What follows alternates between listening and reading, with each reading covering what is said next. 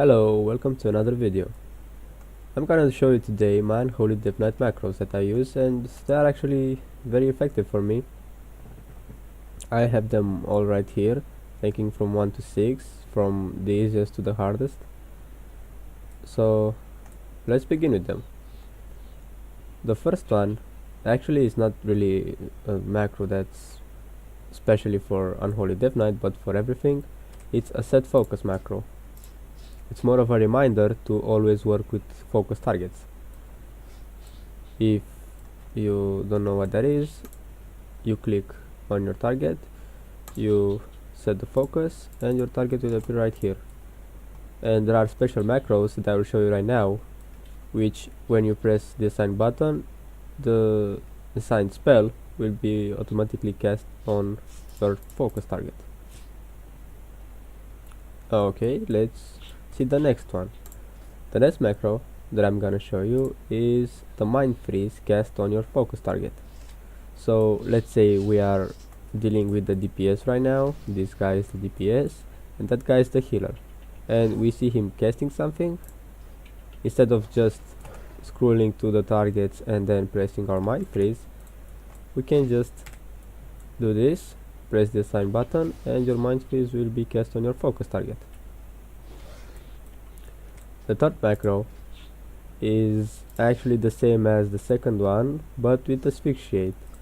Again, if you are attacking the DPS or the healer, I don't know, and you wanna stun the other target for 4 seconds, you just press the assign button and your Asphyxiate will be used on your focus target.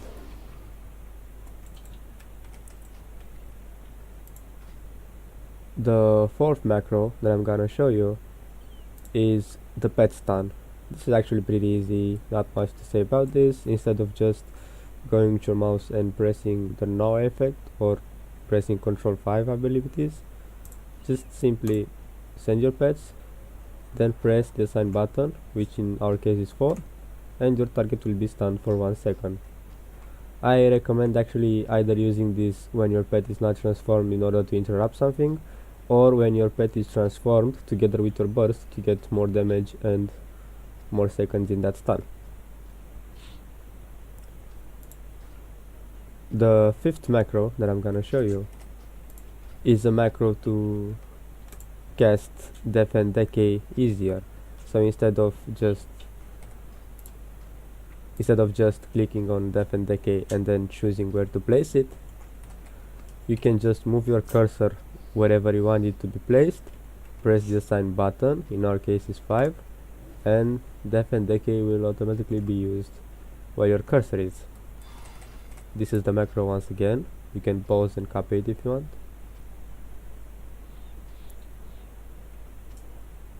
Okay, let's move on to the last and most important macro, the burst macro.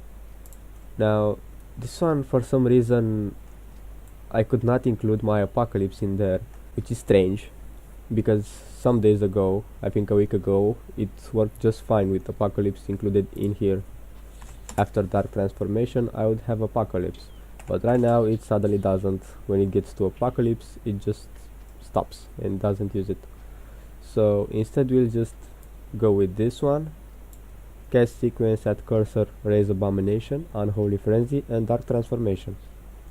And we'll just have to use our Apocalypse as a simple spell instead of using it in a macro. However, you still have to use it in combination with your burst. Let me explain to you why.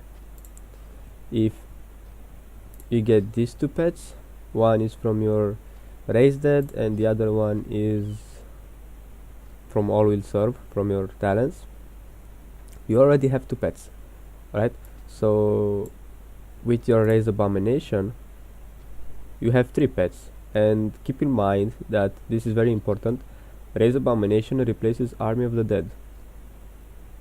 Now whenever you cast Army of the Dead, because of this Azerite Trait, because of the Magus of the Dead, Apocalypse and Army of the Damned additionally summon a Magus of the Dead for 20 seconds who hurls, etc. So when you cast your Apocalypse or your Raise Abomination right now, because it replaces Army of the Dead, you get 1 mage. However, we will use both our Raise Abomination and our Apocalypse, so we get 2 mages. So that's 2 pets with Abomination, 3 pets, with 4 pets from Apocalypse, that's 7, and 2 mages from your Azerite Trait, that's 9 pets. So you get in total 9 pets. Alright. This is the macro once again, by the way. You can pause and copy it if you want.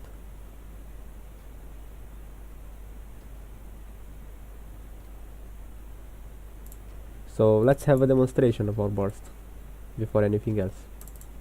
Alright, let's see the burst now. You should always start with your outbreak. Always have this on your target, as I said before. Build your festering wounds so you can use your Apocalypse, and after you cast your burst you can even use Soul Reaper if you are dealing with DPSs. If you are dealing with healers, I prefer to save this in order to use it so I can cast more necrotic strikes. Okay, so let's have a demonstration. Use this, use that, and our burst. As you can see, our Raise Abomination is cast at our cursor. Then we use our Army of the Dead, and this is how many pets we actually get from our burst.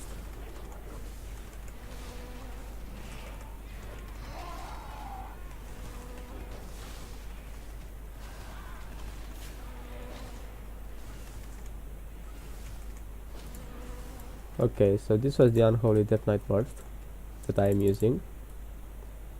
Now in my case I also have this trinket. I got it from PvP. After 1.5 seconds, launch a void energy at the target, dealing 15k damage, shadow damage actually, which scales with mastery by the way, and absorbing the next 47k healing for 6 seconds. Now if you don't have this one, it's okay. If you have any other trinket that can be added to your burst, be sure to add it, but be careful where you actually add it. If you are wondering about my choice right here, why I have Unholy Frenzy the second and not the last, is because, well, Raise Abomination has 20 seconds, so this one lasts the longer. It's okay to put it first. But if you use Unholy Frenzy first and then Dark Transformation, we can benefit from that haste and have faster global cooldowns and use everything after Unholy Frenzy faster. We use our Dark Transformation faster, Apocalypse faster, and we can use our Necrotic Strike faster. So be sure where you add your trinket if you want to add it. Alright, and I think that's it for this video. See you on the next one.